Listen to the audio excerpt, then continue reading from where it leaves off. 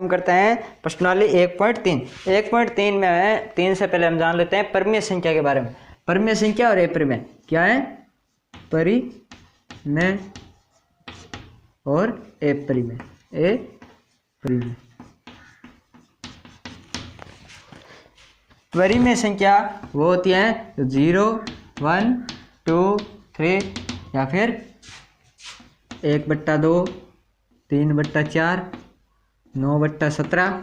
यानी परिमेय संख्या वो होती है जिसको हम क्या लिख सकते हैं? P/Q के रूप में लिख सकते हैं। और Q क्या हो हमारा? नॉट इक्वल 0, 0 के बराबर ना हो। Q है वो हमारा 1 से शुरू हो सकता है और अंतिम कहाँ तक होता है? 9/17 तक हो सकता है। लेकिन Q का मान तो 0 ना हो। और इसमें हमारा है कि P है, P होता है वो हमारी परिमेय संख्या होती है जो किससे 0 से भी शुरू हो सकती है। जैसे हम कहते हैं कि 0 है, तो 0 अगर है, 0 परिमेय संख्या कैसी है? 0 में अगर किसी भी संख्या का भाग दे तब क्या प्राप्त होता है? 0, यानी 0 भी एक परिमेय संख्या है, तब हो जाता है ये। अब हम देखते हैं अपरिमेय। अपरिमेय संख्या वो होती है जो क्या हो? एक तो दशमलव में हो, 4, 3, 7, 2 डैश डैश डैश ऐसे, या फिर 0.4, या फिर हो जाते हैं हमारी एक तो ये हो जाती है, एक हो जाती है अंडर वाली, √3, √5, √2। यानी इनका मान है, जैसे हम √2 का मान लिखते हैं तो हमारा प्राप्त होता है 1.414 डैश डैश, इससे आगे चलता है। एक होता है पाई होती है वो हमारी क्या होती है? एक अपरिमेय संख्या होती है, क्योंकि पाई का फिक्स मान नहीं होता है 22/7, ये फिक्स मान नहीं है। पाई का मान होता है 3.14, ऐसे आगे डैश डैश में चलता जाता है। जैसे हमें याद करना हो तब हम कर देते हैं 22/7 में 22 में 7 का भाग दे देते हैं। 3, 21, 10, 0.7, 30 में जाता है एक बार, फिर आ जाता 30 में 4 बार, 28, 2, 0, 3 बार, 2 बार, 14, 6, ऐसे मतलब 2 आगे ये चलता जाएगा, एंड नहीं होगा। यानी ये भी एक क्या है? अपरिमेय संख्या है। ये हो जाती है हमारी परिमेय और अपरिमेय। अब हम प्रश्नावली में हल करते हैं। परिमेय और अपरिमेय के बाद में हम करते हैं प्रश्नावली। प्रश्नावली से हल करते हैं। इससे पहले हम जान लेते हैं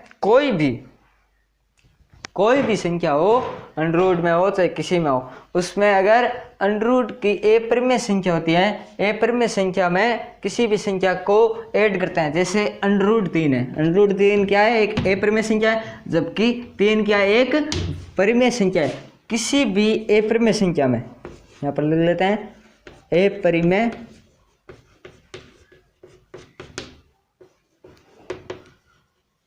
संख्या में परिमेय संख्या जोड़ने पर उपयुक्त संख्या अपरिमेय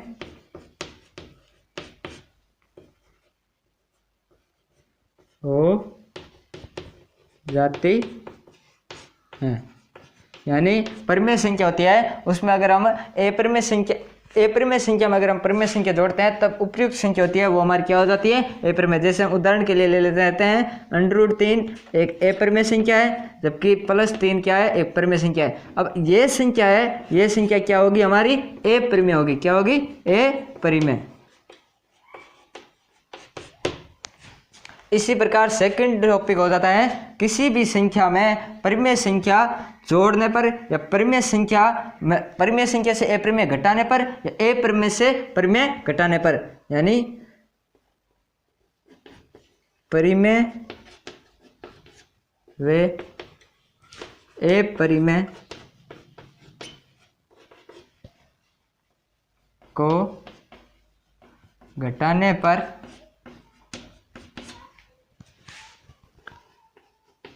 उपयुक्त संख्या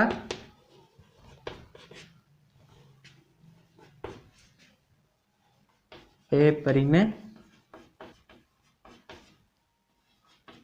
बन जाती है, बन जाती है।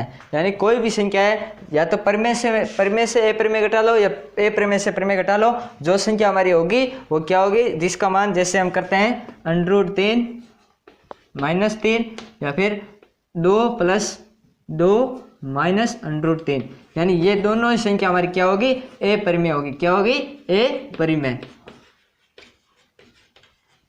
अपरिमेय। अब हम करते हैं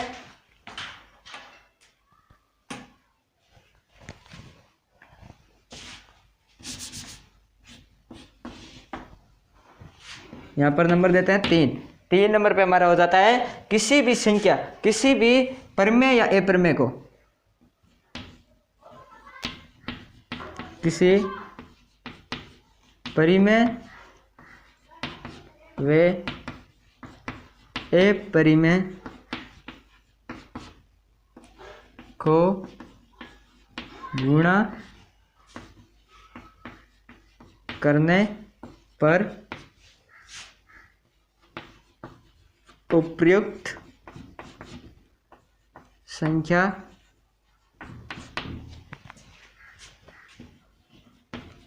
अपरिमेय हो जाती है, जबकि क्या है, जबकि शून्य तर्क को छोड़ के, जबकि शून्य तर्क को छोड़ कर, यानी शून्यतर हो जाती है शून्य। इस शून्य को अगर हम किसी भी अपरिमेय संख्या से गुणा करेंगे तो हमारा वो मान है क्या हो जाता है, शून्य। यानी किसी भी संख्या में शून्य को गुणा करने पर वो संख्या क्या हो जाती है, हमारी शून्य प्राप्त हो जाती है। तब शून्य एक क्या होती है, एक परिमेय संख्या होती है। जैसे हम करते हैं √3 × 0, तब मान हमारा क्या प्राप्त हो जाता है, शून्य। और शून्य होता है वो क्या होता है, परिमेय। शून्य क्या होता है, हमारी परिमेय संख्या होती है।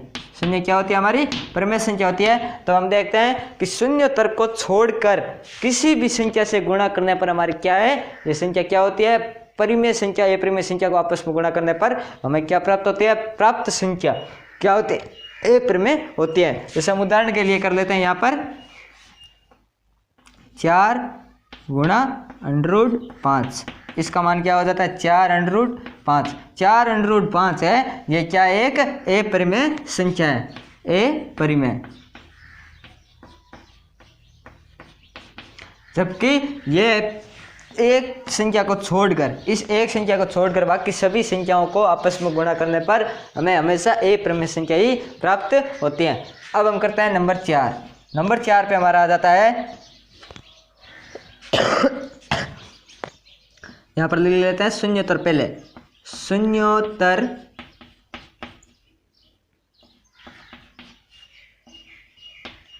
के अलावा, शून्योत्तर के अलावा या शून्योत्तर को छोड़कर, शून्योत्तर को छोड़कर परिमेय व अपरिमेय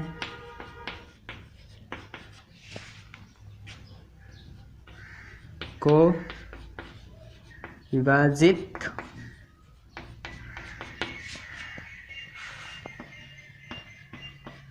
करने पर उपयुक्त संख्या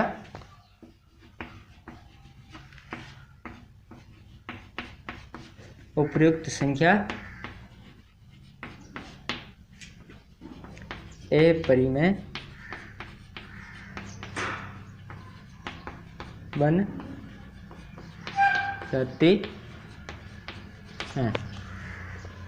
यानी हम शून्योत्तर को छोड़कर बाकी परिमेय अपरिमेय को अगर आपस में विभाजित करते हैं, यानी उसको बट्टे में लिखते हैं, तो हमारे उपयुक्त संख्या है वो क्या हो जाती है, अपरिमेय हो जाती है।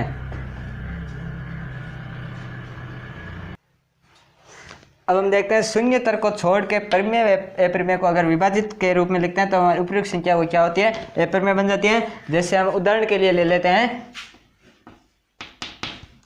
1/√3, ये 1 हमारे परिमेय है, √3 हमारे अपरिमेय। अगर ये संख्या है यानी उपयुक्त संख्या है वो हमारी क्या होगी, अपरिमेय। क्या होगी, अपरिमेय। इसी प्रकार हम कर लेते हैं, एक बार क्या कर लेते हैं, अपरिमेय को ऊपर रख लेते हैं, अपरिमेय को ऊपर रख लेते हैं √5/2। 2 हमारी परिमेय है जबकि √5 अपरिमेय, तो ये भी संख्या हमारी क्या है, उपयुक्त संख्या क्या हो जाती है, अपरिमेय। अपरिमेय यानी किसी भी अपरिमेय संख्या में परिमेय संख्या को जोड़े या परिमेय संख्या में अपरिमेय को जोड़े या घटाए या उसको शून्यतर के अलावा किसी भी संख्या को गुणा करें, भाग दें, तब तो हमारा क्या होता है कि जो होता है, जो हमारी उपयुक्त मान आएंगे वो क्या होंगे, हमेशा अपरिमेय संख्या ही होगी।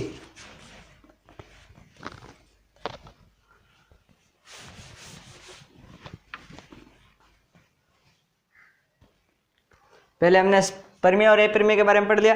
अब हम करते हैं प्रश्नावली की शुरुआत। प्रश्नावली में दिया गया है पहला क्वेश्चन, सिद्ध कीजिए कि √5 एक अपरिमेय संख्या है। क्या है, अपरिमेय संख्या है। ये बात क्या करनी है, हमें सिद्ध करनी है कि √5 एक अपरिमेय संख्या है या नहीं है। तो हम सबसे पहले सॉल्यूशन में करते हैं √5। सबसे पहले सॉल्यूशन में कर लेते हैं √5 इजिकल टू, इसको हम किस रूप में लिखते हैं, परिमेय को संख्या को √5 माना √5 एक परिमेय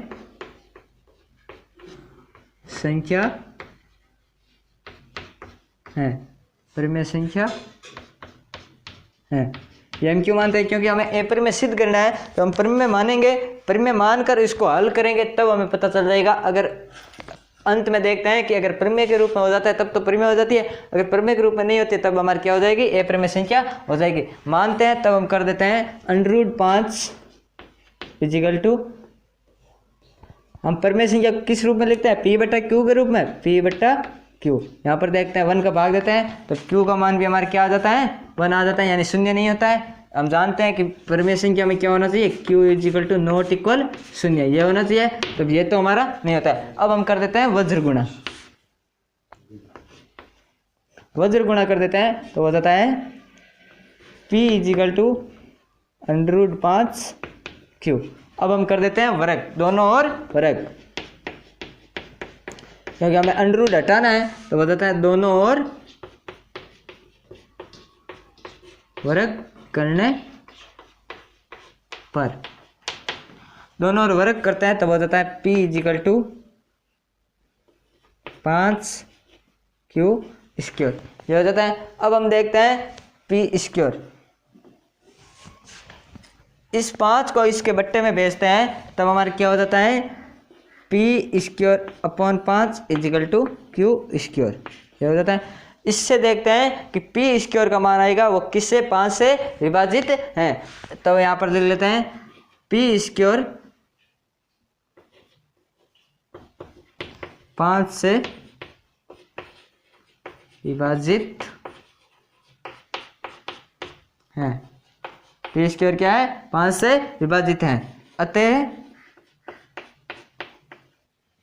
p² 5 से विभाजित है। ऐसी संख्या लेते हैं जो क्या है, 5 से विभाजित हो। ऐसी संख्या लेते हैं तो हम लेते हैं, एक बार लेते हैं हम 15 में 5 का भाग जाता है, 15 में 5 का भाग जाता है तब हो जाता है 3, कितना आ जाता है 3। अब हम लेते हैं p², p माना था 15, हमने क्या माना, p का मान क्या माना 15। अब हम करते हैं p² करते हैं तब 15 का वर्ग कितना होता है 225। 225 में भी किसका भाग देता है, 5 का, 225 में 5 का भाग देते हैं तो हमारे को प्राप्त हो जाता है 4 5 45, यानी जो भी मान आएगा पी स्क्वायर का उसमें अगर हम 5 का भाग देते हैं तब पी स्क्वायर का जो भी मान आएगा उसमें अगर हम 5 का भाग देते हैं तो उसका पी यानी उसका वर्गमूल है उसका भी उसमें भी 5 का भाग 100% जाएगा। इसके कहने का तात्पर्य यह है किसी भी वर्ग में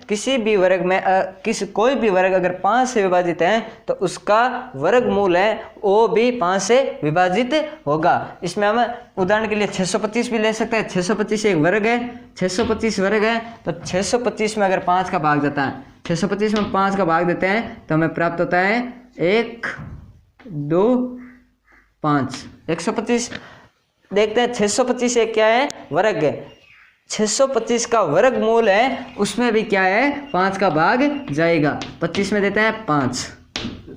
उत्तर से हमें कोई लेना नहीं, हम ये देखते हैं कि अगर कोई वर्ग की संख्या 5 से विभाजित है तो उसका वर्गमूल है वो भी 5 से विभाजित होगा। ये बात होती है तब हम यहाँ पर हो जाता है अगर पी स्क्वायर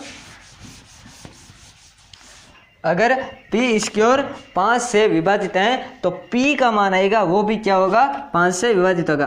अतः 5 से विभाजित है तब यहाँ पर लिख लेते हैं तब पी भी 5 से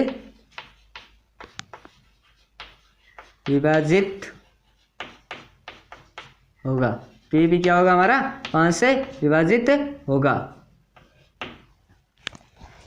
इसको हम दे देते हैं इक्वेशन फर्स्ट।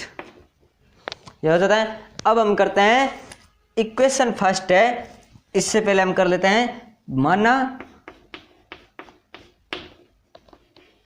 P बराबर P 5 से विभाजित है तब हम P बराबर क्या मान लाते हैं 5R।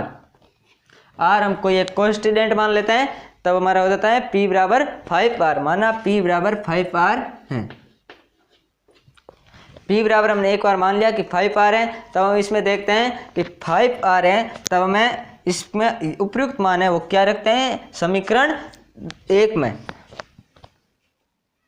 समीकरण 1 में रखते हैं। समीकरण 1 में रखने पर P बराबर 5R समीकरण 1 में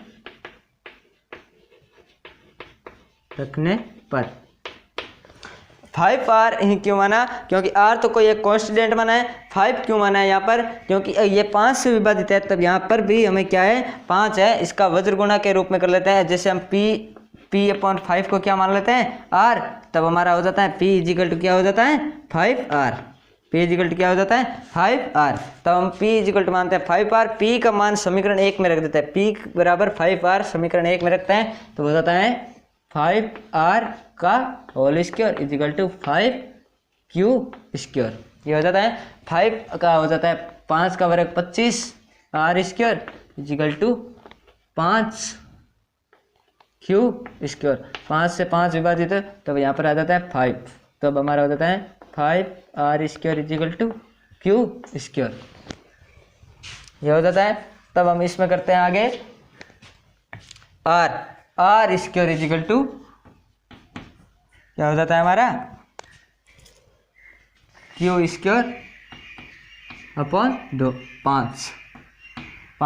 इसमें भी हम देखते हैं Q स्क्वायर है वो 5 से विभाजित है तब Q का मान है वो भी क्या है 5 से विभाजित होगा। यहाँ पर लिख लेते हैं Q स्क्वायर 5 से विभाजित है, 5 से विभाजित है तब Q भी 5 से विभाजित होगा। Q भी क्या है हमारा 5 से विभाजित होगा। तब हम देखते हैं P भी 5 से विभाजित है, Q भी 5 से विभाजित है। हमने यहाँ पर एक बात लिखना भूल गया, P व Q एक सहअभाज्य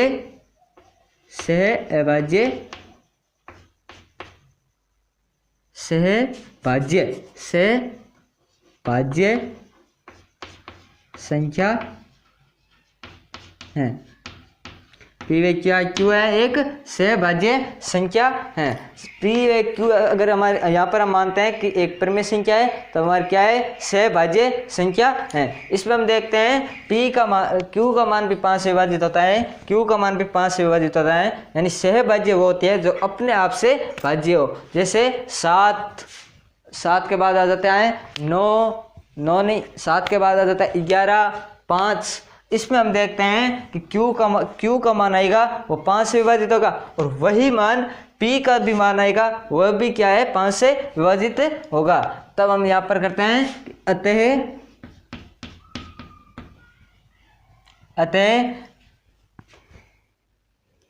पी व क्यू दोनों 5 से विभाजित हैं, 5 से विभाजित हैं। पी व क्यू दोनों 5 से विभाजित हैं। तब हम कहते हैं तब यहाँ पर क्या हो जाता है, विरोधाभास उत्पन्न हो जाता है। क्योंकि हमने माना तो यह था कि वह एक सहभाज्य है, लेकिन यहाँ पर क्या है, वो 5 से विभाजित होते हैं, यानी दोनों हैं वो एक ही संख्या से विभाजित होते हैं, यानी सहभाज्य नहीं है। तो यहाँ पर विरोधाभास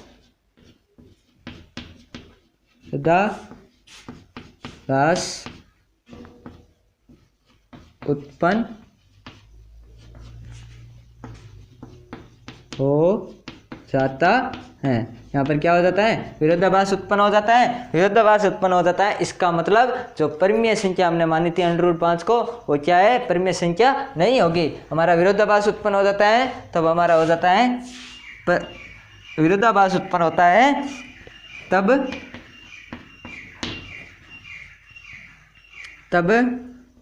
√5 यहाँ पर लिख लेते हैं, विरोधाभास उत्पन्न होता है। अतः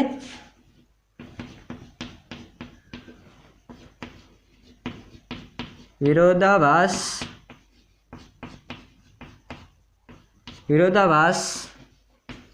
के कारण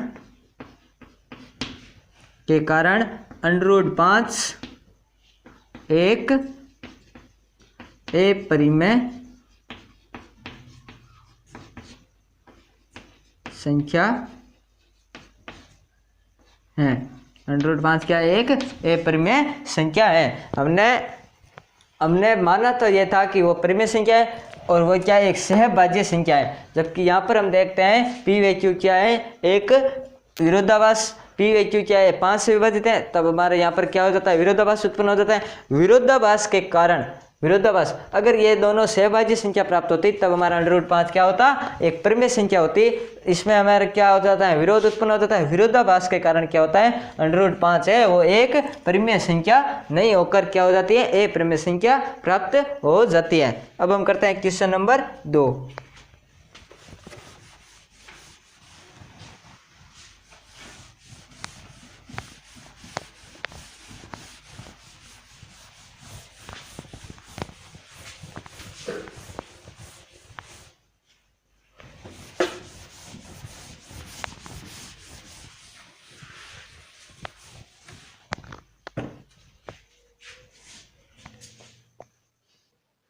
क्वेश्चन 2 में दिया गया है, सिद्ध कीजिए कि 3 + 2 √5 एक अपरिमेय संख्या है। यह बात हमें सिद्ध करनी है। सबसे पहले हम पढ़ चुके हैं कि कोई भी संख्या है उसका गुणा, परिमेय और अपरिमेय को अगर गुणा करें, उसमें ऐड करें, तब हमारी वो क्या होती है, उपयुक्त संख्या क्या होती है, अपरिमेय होती है। अब हमें यहाँ पर सिद्ध करना है, तो हम सॉल्यूशन में सबसे पहले करते हैं 3 + 2 √5 लेट, क्या मानता है, लेट माना 3 + 2 √5 = a, क्या है, a। तो हो जाता है 3, यहाँ पर कर देते हैं इसका पक्षांतर, तब हो जाता है 2 √5 = a - 3। तो हो जाता है √5 = a - 3, यहाँ पर आ जाता है 1/2 a - 3, ये हो जाता है। अब हम करते हैं कि √5 बराबर, अब हम क्या मानते हैं, लेट माना √5 = क्या है, P बट्टा Q, यानी एक परिमेय संख्या है। क्या है? एक परिमेय संख्या है। तब हम यहाँ पर कर लेते हैं P व Q, P व Q सहभाज्य हैं, सहभाज्य हैं, सहभाज्य हैं। तब हमारा क्या है? Q equal to not equal 0, ये हमारा प्राप्त होता है। तो हम मान लेते हैं √5 equal to P upon Q, यहाँ पर कर देते हैं वर्ग, वर्ग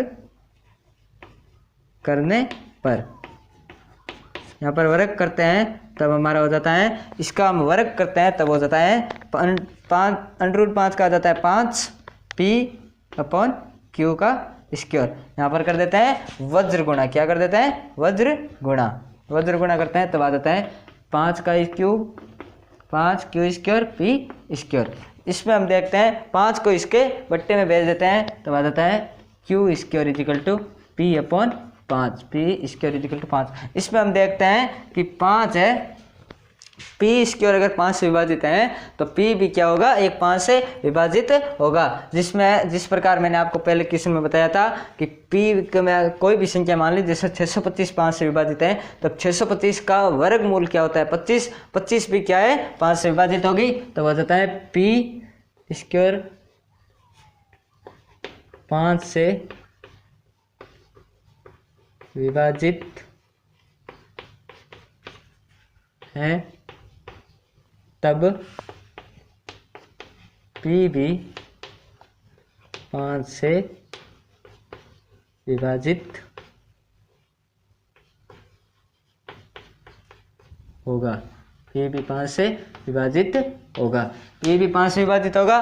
तब हम करते हैं कि P भी 5 से विभाजित होता है, तब हम देखते हैं कि एक बार हम क्या कर लेते हैं? लेट मान लेते हैं P का मान क्या है? 5R स्क्वायर, माना P बराबर 5R। 5 क्यों माना है? क्योंकि ये 5 से विभाजित है, तब हम इस P का क्या कर देते हैं? P अपॉन 5 बराबर क्या मान लेते हैं? R। यहाँ पर मान लेते हैं P अपॉन 5 बराबर R, तो वो बताता है माना P बराबर 5 अपॉन R है, तो वो बताता है P is equal to 5R, P is equal to 5R है। P का मान हम यहाँ पर रख देते हैं, यहाँ पर रख देते हैं P का मान, यहाँ पर इसको देते हैं हम समीकरण 1, क्या दे देते हैं? समीकरण 1। P का मान समीकरण इक्वेशन फर्स्ट में रखने पर, इक्वेशन फर्स्ट में P का मान रखते हैं तब आ जाता है Q square is equal to P का मान है 5R का स्क्वायर अपॉन 5, तब हो जाता है Q square is equal to 25R square upon 5। 25 में 5 का भाग जाता है 5, तो आ जाता है Q square is equal to 5R square, तो हो जाता है R square is equal to Q square upon 5, Q square upon 5। तब हमारा यहाँ पर हो जाता है कि Q स्क्वायर अगर 5 से विभाजित है तो Q का मान भी क्या होगा? हमारा 5 से विभाजित होगा। जिस प्रकार हमारे P का मान होता है उसी प्रकार Q का हो जाता है, तो हो जाता है Q स्क्वायर 5 से विभाजित है, तब Q भी 5 से विभाजित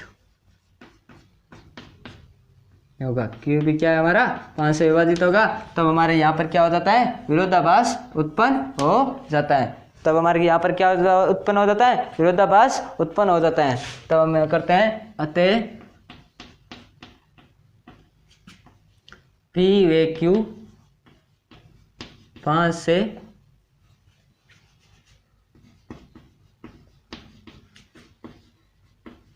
विभाजित है, तो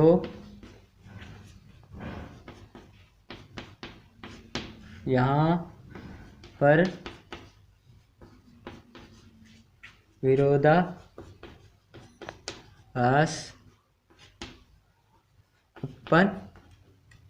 विरोधाभास क्या हो जाता है? उत्पन्न हो जाता है, उत्पन्न हो जाता है, हो जाता है, जिसके कारण या फिर विरोधाभास के कारण, जिसके कारण 5√5 एक अपरिमेय संख्या है। √5 एक अपरिमेय संख्या है। तो हमने पहले नियम में पढ़ा था कि किसी भी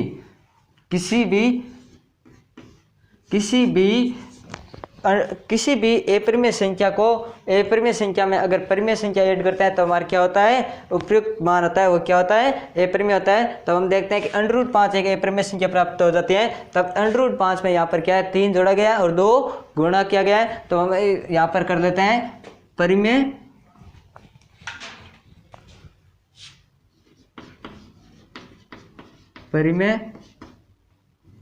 व अपरिमेय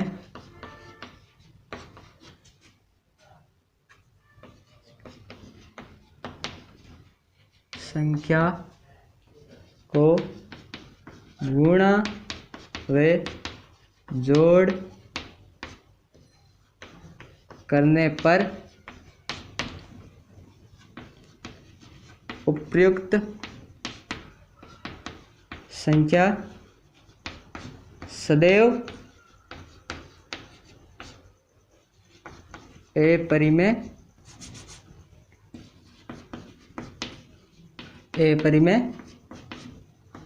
प्राप्त होती है। सदैव क्या होती है? अपरिमेय प्राप्त होती है। तो हमारा हो जाता है सदैव अपरिमेय प्राप्त होती है, अपरिमेय प्राप्त होती है।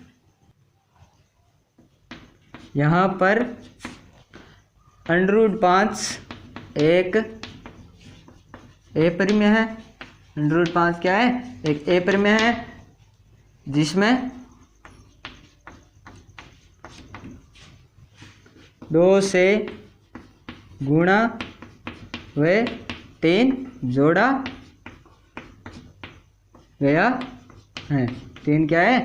जोड़ा गया है। तो हमारा हो जाता है √5 है वो एक अपरिमेय संख्या है, इसमें हम 2 से गुणा करते हैं और 3 जोड़ा गया है, तब ये भी क्या होगी? एक अपरिमेय संख्या होगी। तब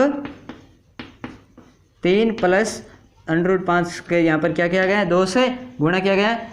तब 3 प्लस √2 √5 भी एक अपरिमेय संख्या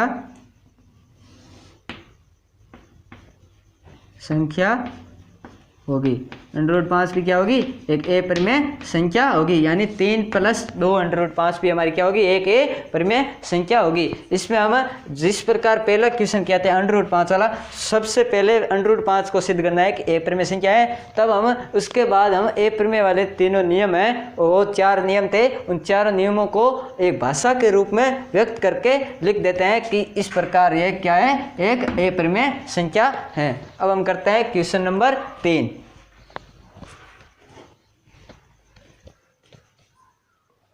क्वेश्चन 3 में हमें दिया गया है सिद्ध कीजिए कि निम्न संख्या अपरिमेय है। इसका पहला टॉपिक दिया गया है 1/√2। 1/√2 ये दिया गया है। तो हम इसमें करते हैं कि हमें ये बात सिद्ध करनी है कि ये एक अपरिमेय संख्या है या नहीं है। तो हम सबसे पहले सॉल्यूशन में करते हैं 1/√2 = P/Q। यहाँ पर क्या लेते हैं? लेट माना 1/√2 = P/Q है। यह हो जाता है।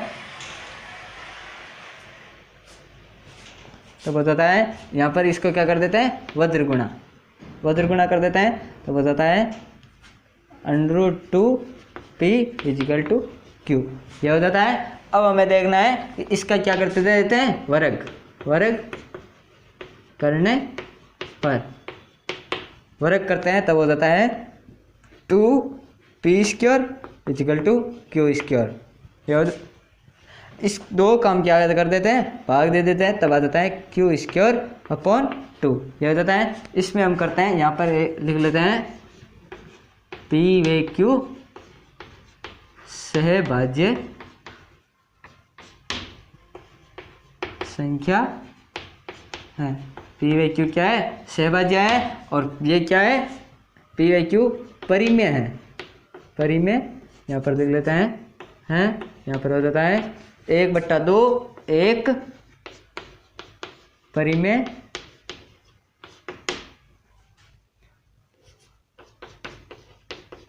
माना 1/2 एक परिमेय संख्या है। क्या है, परिमेय संख्या है,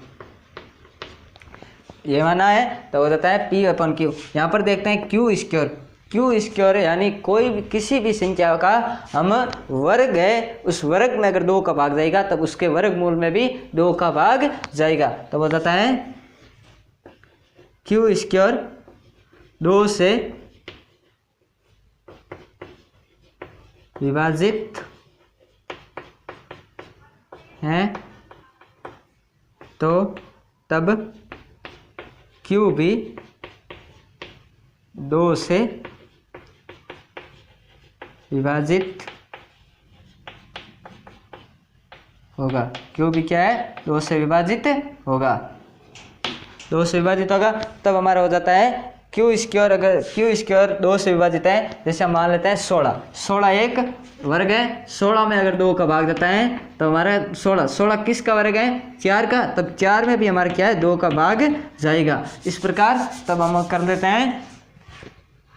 अब हम आगे का नेक्स्ट करते हैं कि माना, क्या करते हैं, माना Q अपॉन 2 इजिकल टू क्या है, Q अपॉन 2 इजिकल टू हमने मान लिया R है। तो यहाँ पर हो जाता है वज्र गुणा, तब आ जाता है Q इजिकल क्या आ जाता है 2R, यह आ जाता है। इसमें हम यहाँ पर दे देते हैं समीकरण 1, इसको नाम दे देते हैं समीकरण 1। तो हो जाता है Q का मान इक्वेशन 1 में रखने पर, Q का मान हम इक्वेशन 1 में रखते हैं तो हमारा हो जाता है, Q का मान इक्वेशन 1 में रखते हैं तब हो जाता है, यहाँ पर करते हैं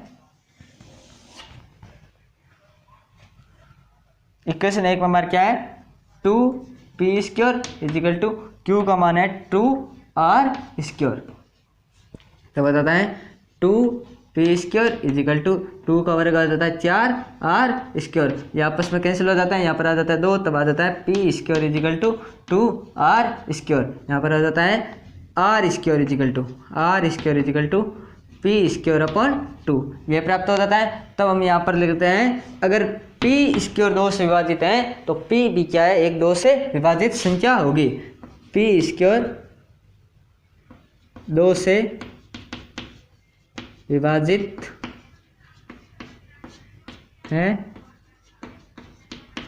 तो p भी 2 से विभाजित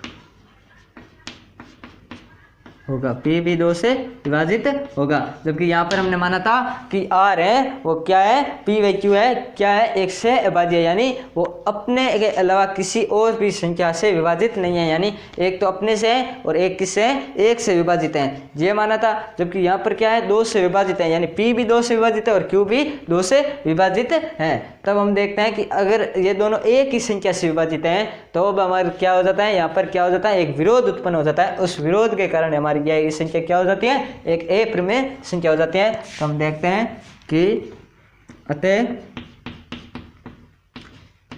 p व q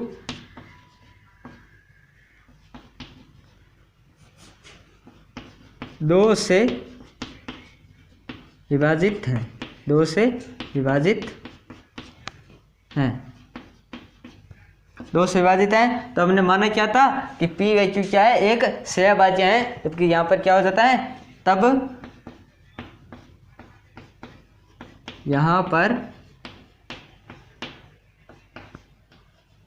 विरोधाभास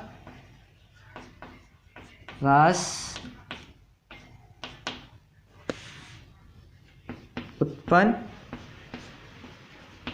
हो जाता है। यहाँ पर क्या हो जाता है? विरोधाभास उत्पन्न हो जाता है। विरोधाभास के कारण क्या है? यहाँ पर लिख लेते हैं इसके कारण, इसके यानी विरोधाभास, इसके कारण √2 है वो क्या है? एक अपरिमेय √2 एक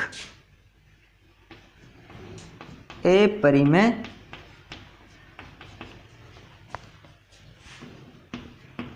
संख्या है। √2 एक अपरिमेय संख्या है। तो हमने पढ़ा था कि अपरिमेय संख्या वह परिमेय संख्या में अपरिमेय संख्या का भाग देते हैं तो हमारी वो संख्या क्या हो जाती है? अपरिमेय हो जाती है। जो हमने रूल नंबर 4 पढ़ा था तब हमारा हो जाता है, तब यहाँ पर लिख लेते हैं अतः हम जानते हैं अपरिमेय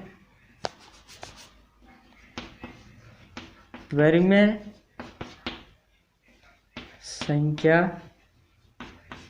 में अपरिमेय का भाग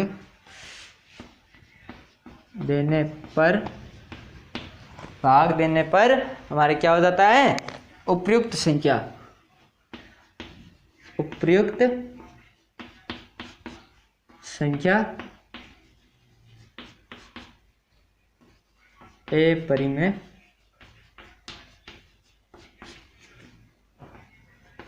हो जाती है। अपरिमेय हो जाती है तब या फिर यहाँ पर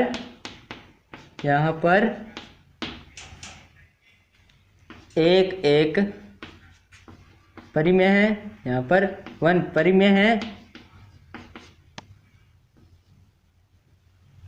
परिमेय है जबकि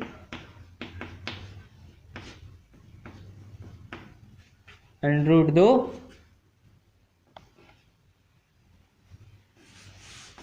एक अपरिमेय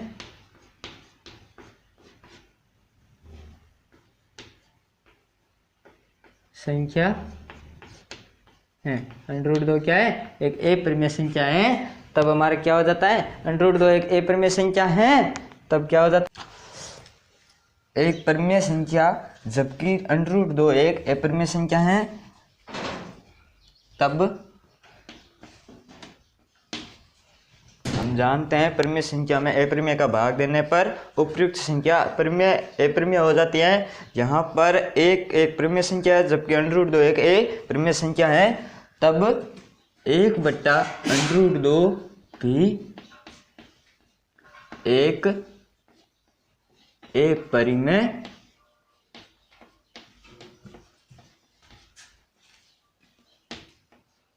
संख्या होगी, एक अपरिमेय संख्या होगी। इस क्वेश्चन में हमें 1/√2 एक अपरिमेय संख्या ये बात सिद्ध करनी थी। हमने माना कि एक परिमेय संख्या है।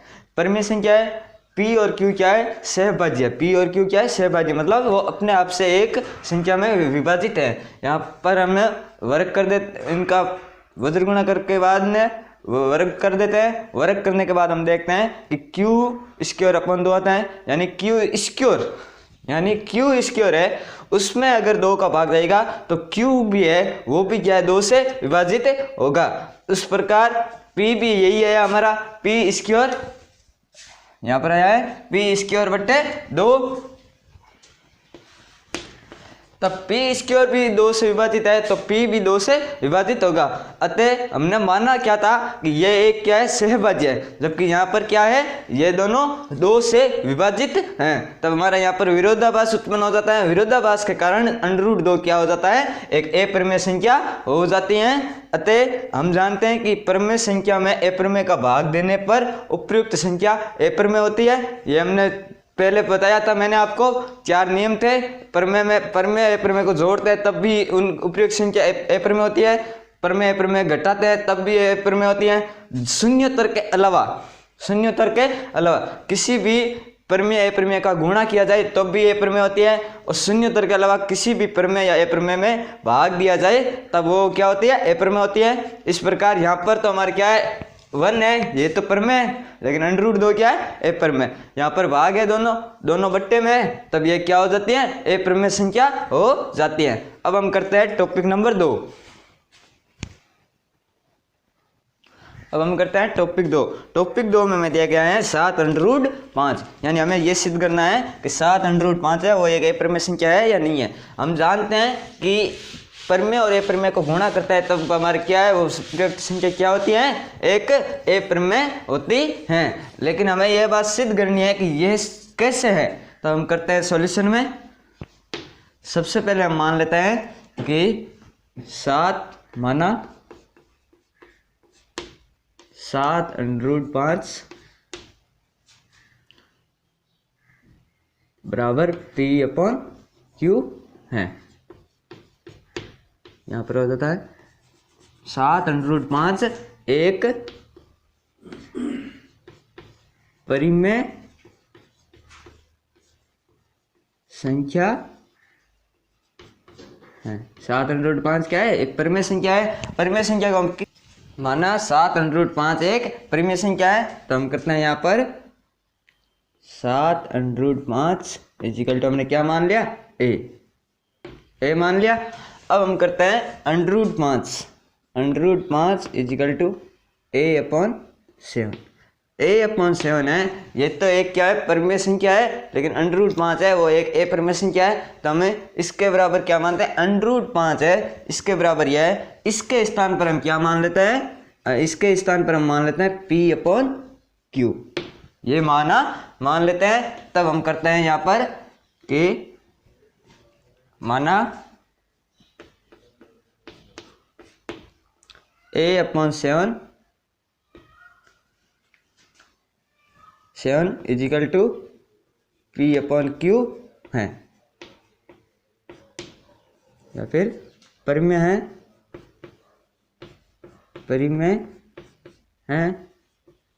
क्या है, परिमेय है। तब हमारे यहाँ पर क्या हो जाता है, P/Q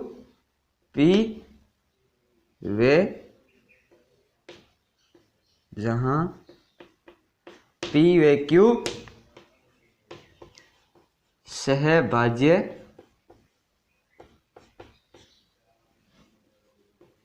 संख्या है। क्या है, सहभाज्य संख्या है। सहभाज्य संख्या है तो हमें यहाँ पर A/7 है, इसकी जगह क्या लिख लेते हैं, P/Q। तब आ जाता है √5 इक्वल टू P/Q, ये आ जाता है। अब हम करते हैं इसका वज्र गुणा। क्या करते हैं, वज्र गुणा। तो हो जाता है A√5Q इक्वल टू P, यह आ जाता है। अब हम कर देते हैं वर्ग। क्या कर देते हैं, वर्ग करने पर वर्ग करते हैं तो हमारा हो जाता है √5, इसका हो जाता है 5Q² इक्वल टू P²। यहाँ पर आ जाता है Q² इक्वल टू P²/5। तो हम यहाँ पर लिख सकते हैं कि P² 5 से विभाजित है तो P भी 5 से विभाजित होगा। पी भी क्या है 5 से विभाजित होगा। यह हो जाता है, यानी हमें यहाँ पर हमने a/7 के बराबर p/q परिमेय क्यों मानी है, क्योंकि हम जानते हैं कि ये तो एक परिमेय संख्या है, परिमेय संख्या को हम p/q के रूप में लिख सकते हैं, लेकिन हमने इसके स्थान पर ये क्यों रखा, क्योंकि हमें √5 है वो क्या करनी है, एक अपरिमेय संख्या ये सिद्ध करेंगे तो हमारा क्या है वो गुणन वाला नियम लगा देंगे। √5 को अपरिमेय सिद्ध करने के लिए हमने इस कोष्टेंट को एक बार p/q मानना है, न कि ये परफेक्ट है कि p/q ही होगा। एक बार हमने मान लिया है कि ये क्या है 5, ये क्या है p/q के रूप में है, तब p/q इसके बराबर p/q मान लिया, p/q इसकी जगह मान रख दिया, तो हमारा हो जाता है ये। अब हम करते हैं, इसको दे देते हैं समीकरण 2, समीकरण 2, तो हमारा हो जाता है p, अगर p स्क्वायर यानी p स्क्वायर का मान लिया हमने 225 या फिर 1225। अगर 1225 में 5 का भाग जाता है, 1225 में हम देखते हैं 5 का भाग जाता है 2 बार, फिर 4 बार, फिर 5 बार, यानी 245 आता है। 1225 है वो किसका होता है, 35 का वर्ग होता है, 35 का वर्ग होता है, तब 35 में भी क्या है 5 का भाग जाएगा। यही इसका तात्पर्य है कि अगर p स्क्वायर में 5 का भाग जाएगा तो p में भी क्या है 5 का भाग जाएगा। इस प्रकार हम आगे करते हैं कि अब हमें ये बात तो आ गई p/q बराबर ये आ गया, तब हम क्या करते हैं p बराबर कोई वैल्यू मान लेते हैं।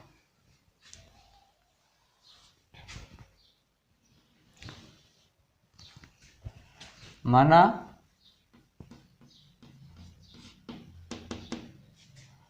p बराबर 5r है, तब समीकरण p बराबर 5r, समीकरण 1 में रखने पर, यहाँ पर हमने p की वैल्यू है वो 5r क्यों मानी है, सबसे पहले ये बात सोचते हैं। ये 5r 5 क्यों माना है, क्योंकि ये 5 से विभाजित है, तब इसके क्या है गुणज में 5 कर देंगे तब ये 5 से विभाजित नहीं होगी। उसके बाद r हमने यहाँ पर कोई कोस्टिडेंट माना है, क्योंकि हमें q की वैल्यू निकालनी है, तब हम r को यहाँ पर कोई कोस्टिडेंट मान के r की इसकी वैल्यू निकालेंगे। अगर q इसके बराबर कोस्टिडेंट नहीं मानेंगे तो q क्या है वो उसकी वैल्यू है वो क्या आ जाएगी, एक परिमेय संख्या में आ जाएगी, जबकि हमें सिद्ध क्या करना है अपरिमेय। तो हम यहाँ पर करते हैं कि समीकरण 1 में दिया गया है q square equal to p की जगह रखना है 5r का स्क्वायर अपॉन 5, तो आ जाता है q square equal to 25r square upon 5। 25 में 5 का भाग जाता है 5, तो आ जाता है q square equal to 5r square. इसका हम इधर भाग दे देते हैं तो हमारा हो जाता है q स्क्वायर अपॉन 5।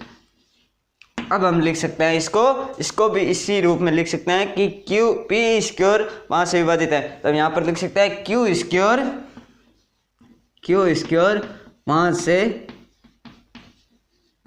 विभाजित हैं तो q भी 5 से विभाजित होगा। अगर q स्क्वायर 5 से विभाजित है तब q भी क्या है 5 से विभाजित होगा, 5 से विभाजित होगा, यानी हमारा q है वो भी क्या है 5 से विभाजित है। तब हम यहाँ पर करते हैं कि अब हम यहाँ पर देखते हैं कि इसमें भी 5 का भाग जाता है और p में भी 5 का भाग जाता है, तब हमारे यहाँ पर क्या हो जाता है, हमने तो माना था कि वो एक क्या है सहभाज्य है, जबकि यहाँ पर क्या है सहभाज्य नहीं है। हम देखते हैं अतः, यहाँ पर लिखते हैं अतः p व q दोनों ही 5 से भाज्य हैं, 5 से भाज्य हैं,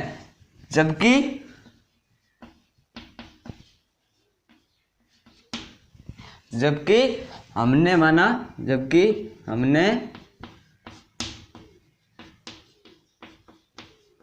दोनों को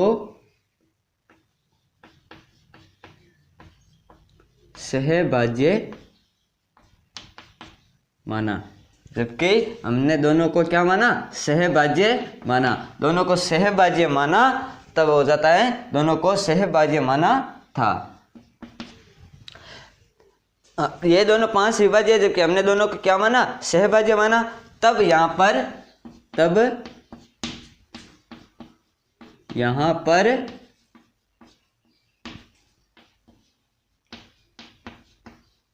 विरोधाभास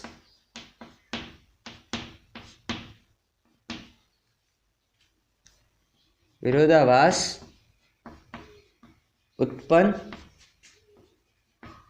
हो जाता है। क्या हो जाता है, विरोधाभास उत्पन्न हो जाता है, जिससे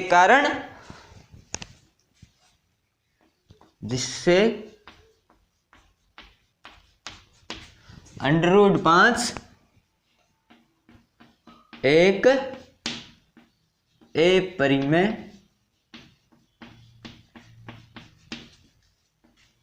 संख्या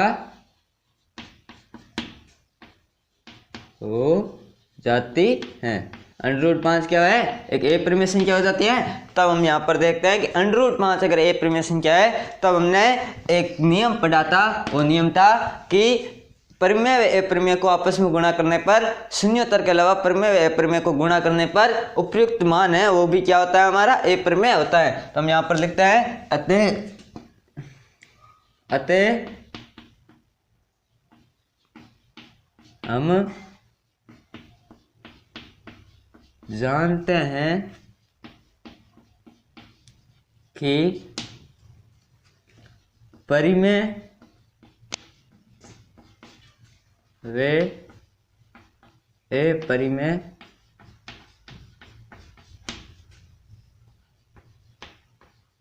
संख्या का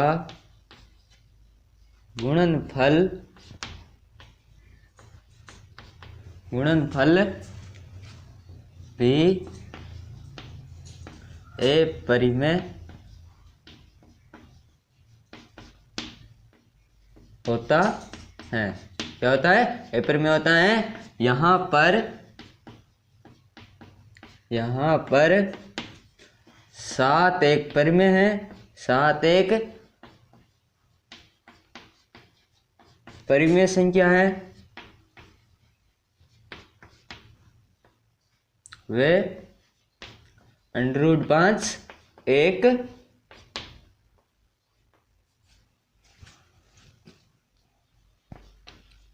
अपरिमेय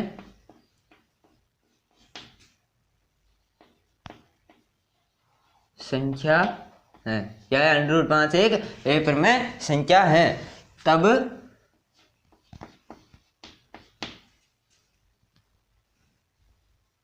गुणनफल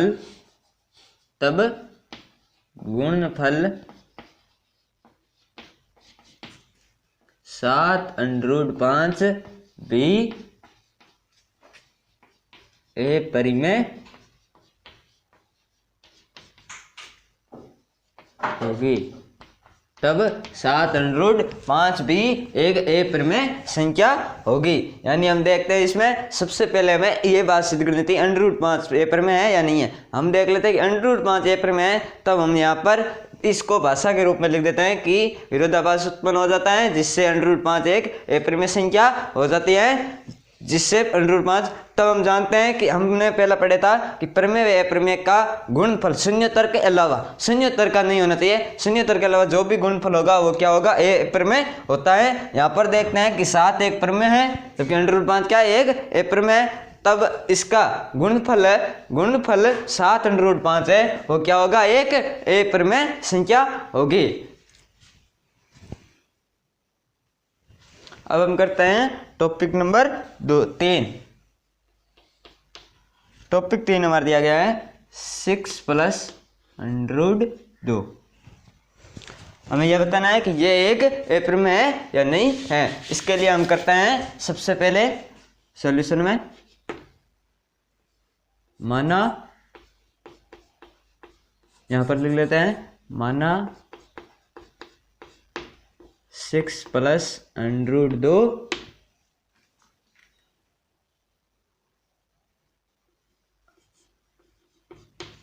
परिमेय है, परिमेय संख्या है।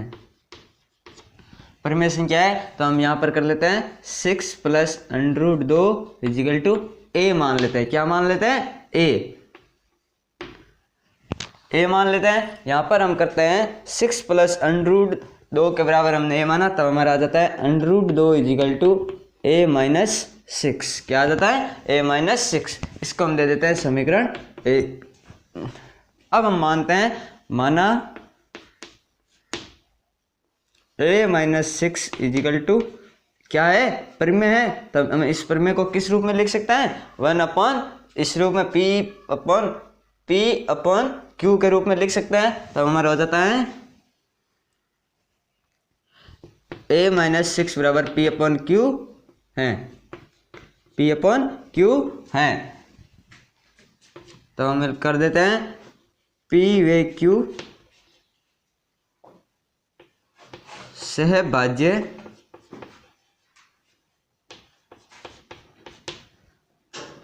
यहाँ P व Q सहभाज्य संख्या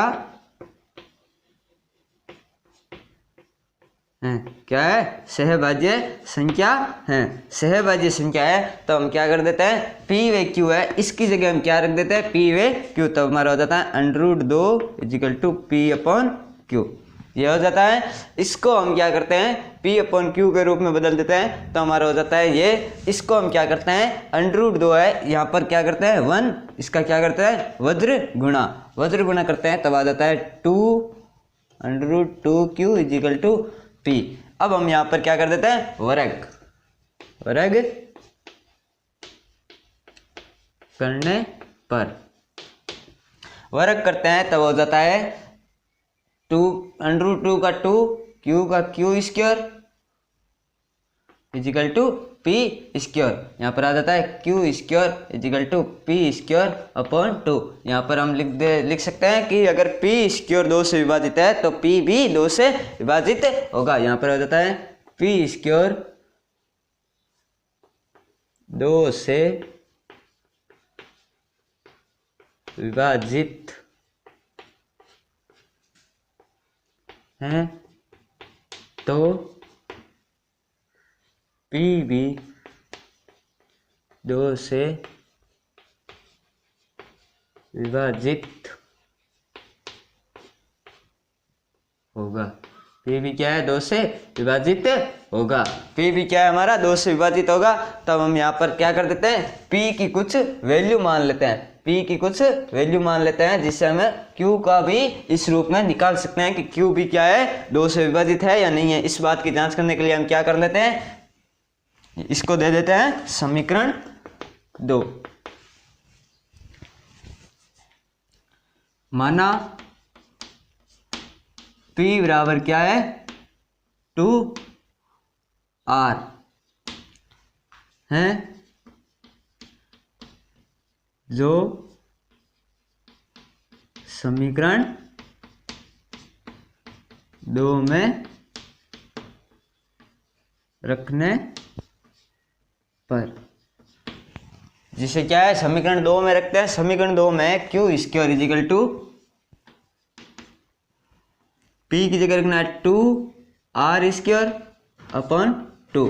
तो आ जाता है Q स्क्वायर इजिकल टू 2 का वर्ग होता है 4, R स्क्वायर का R स्क्वायर अपॉन 2 से कैंसिल हो जाता है, आ जाता है 2। तो आ जाता है Q square is equal to 2R square. अब हम R स्क्वायर इजिकल टू क्या आ जाता है? Q square upon 2। हमने यहाँ पर Q स्क्वायर और P को क्या माना था? सहभाज्य, जबकि यहाँ पर क्या है? ये दोनों 2 से विभाजित है। तब हम यहाँ पर लिख सकते हैं Q स्क्वायर 2 से विभाजित हैं तो Q भी 2 से विभाजित होगा।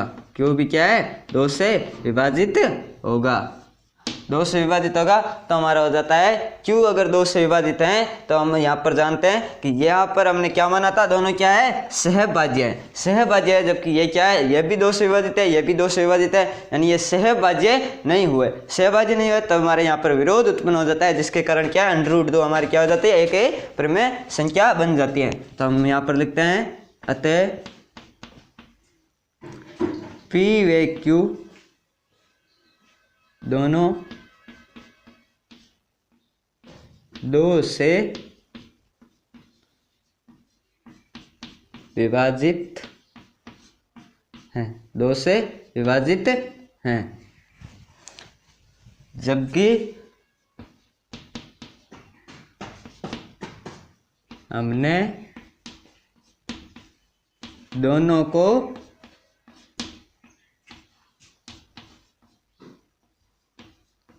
सहभाज्य माना था। जबकि हमने दोनों को क्या माना था, सहभाज्य माना था, जिससे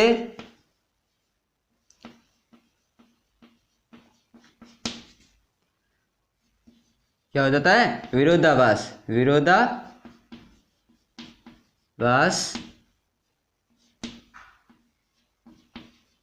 उत्पन्न हो जाता है, जिससे क्या हो जाता है, विरोधाभास उत्पन्न हो जाता है। इसके या इससे √2 हमारी, इससे √2 एक परिमेय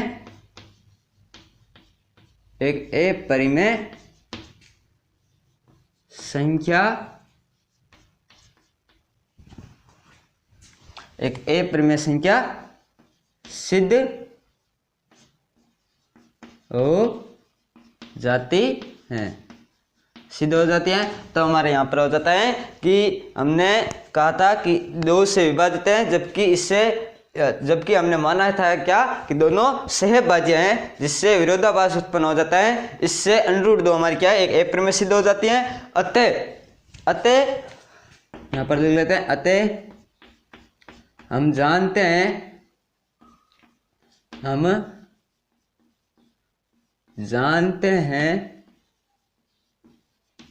कि √2, हम जानते हैं कि उपयुक्त संख्या में कौन कौन सी आती है, 6। तब आ जाते हैं, हम जानते हैं कि परिमेय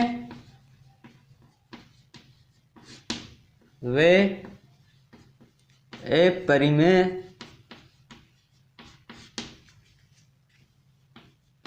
संख्याओं को जोड़ने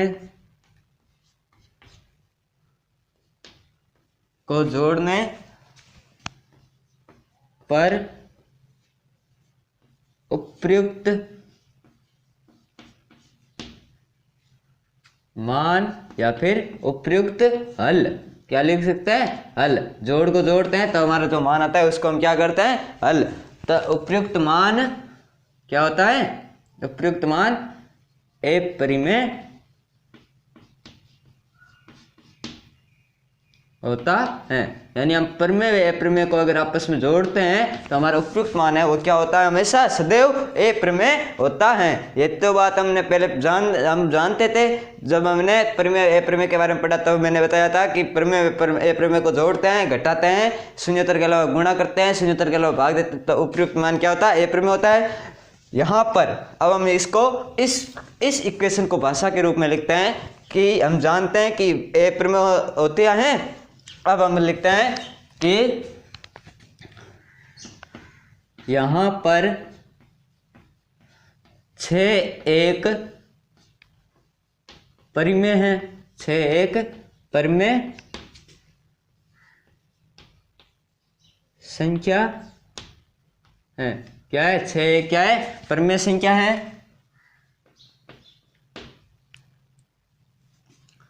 तथा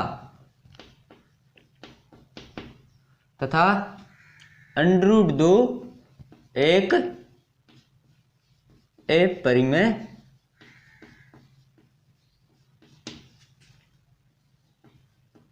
संख्या है। अंडर रूट दो क्या है? एक अपरिमेय संख्या है। क्या है? अंडर रूट दो एक अपरिमेय संख्या है। तब इनको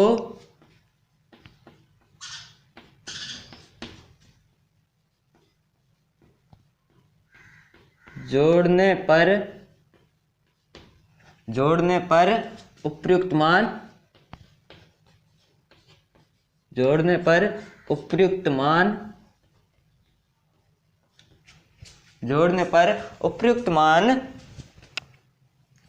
क्या आता है? 6 प्लस अंडर रूट 2 भी एक अपरिमेय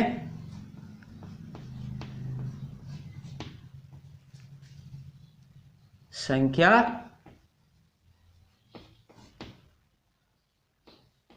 होगी। अपरिमेय संख्या होगी। ये बात हमारी क्या हो जाती है? अब प्रूफ हो जाती है कि हमने पहले तो इसको क्या माना ए, अब हम क्या करते हैं इसको p बट्टा क्यू के रूप में लिख सकते हैं। तो हमने इसके बराबर एक बार मान लिया कि p बट्टा क्यू है, तब यहाँ पर हम p बट्टा क्यू रख देते हैं। इससे हम अंडर रूट 2 को सिद्ध कर देते हैं कि एक अपरिमेय संख्या है, क्योंकि हमने माना था कि p व q क्या है? सहभाज्य है। जबकि यहाँ पर देखते हैं कि दोनों 2 से विभाजित है, तब सहभाज्य तो हुई नहीं, यहाँ पर विरोध उत्पन्न हो जाता है, विरोधाभास उत्पन्न हो जाता है। इससे दो अंडर रूट 2 एक परिमेय संख्या सिद्ध हो जाती है। परिमेय संख्या सिद्ध हो जाती है तो हम जानते थे कि परिमेय व अपरिमेय संख्याओं का योग है, परिमेय व अपरिमेय संख्याओं का योग है वो हमेशा क्या होता है? अपरिमेय होता है। यहाँ पर कह सकते हैं कि उपयुक्त योग भी लिख सकते हैं, हल भी लिख सकते हैं, या उपयुक्त मान अपरिमेय होता है। यहाँ पर अब हम इस एक प्रश्न की भाषा बनाते हैं। प्रश्न में क्या दिया गया है? 6 है वो तो क्या है? परिमेय संख्या है। अंडर रूट 2 क्या है? अपरिमेय। तब इनको जोड़ने पर उपयुक्त मान, जोड़ने पर हमारा उपयुक्त मान क्या प्राप्त होता है? 6 प्लस अंडर रूट 2 भी एक अपरिमेय संख्या होगी। इस प्रकार हमारी प्रश्नावली 1.3 संपूर्ण हो जाती है। अब हम नेक्स्ट वीडियो में प्रश्नावली 1.4 पढ़ेंगे।